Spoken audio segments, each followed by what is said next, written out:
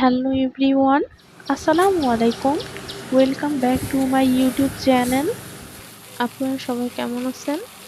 আল্লাহর দয়ায় অশেষ রহমতে আমরা আলহামদুলিল্লাহ খুব ভালো আছি। প্রতিদিনের মতো আরো একটি নতুন ব্লগ নিয়ে আপনাদের মাঝে চলে আসলাম।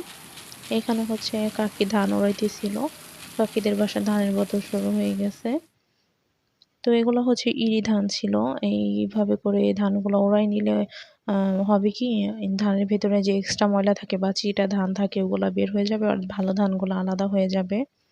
আর এই গরমে হচ্ছে যাদের বাসায় কৃষিকাজ আছে তাদের জন্য খুব কষ্টকর এই ধরনের কাজগুলা করা। রোদের মধ্যে করতে হয়। আবার আরেক দিক দিয়ে হচ্ছে ভালো যে রোদের তাপে সবকিছু শুকাইতে পারে ভালোভাবে, কোনো কিছু নষ্ট হয়ে যায় না। তো একদিক দিয়ে ভালো, আরেক দিক দিয়ে খারাপ।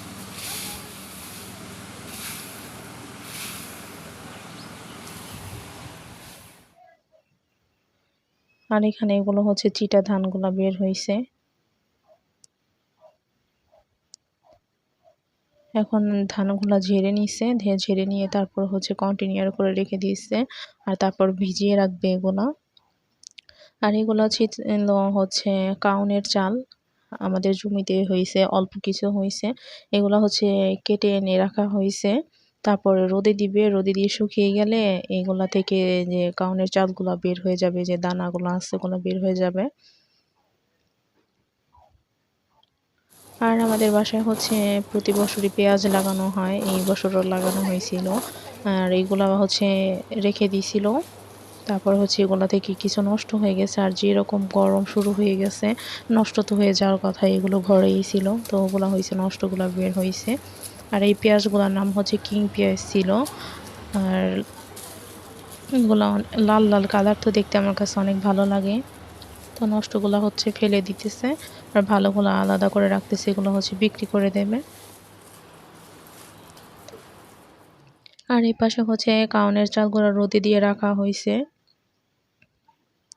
আর শুকনা মরিচও রোদে দিয়ে রাখা হয়েছিল, মানে লাল যে মরিচটা হয় না ওইটা রোদে দিয়ে রাখছে বানানোর জন্য, মরিচের গুঁড়া, লাল মরিচের গুঁড়া বানানোর জন্য। আর আপনারা তো দেখতেই পাচ্ছেন বাইরে কি অবস্থা, রোদের তাপে একদম তাকানো যাইতেছে না বাইরে। আর এখানে হচ্ছে কাকিকে দেখি যে ধান ভিজিয়ে রাখছে। এই ধান হচ্ছে 2 দিন ভিজানো থাকবে, তারপর হচ্ছে সেদ্ধ করে নেবে।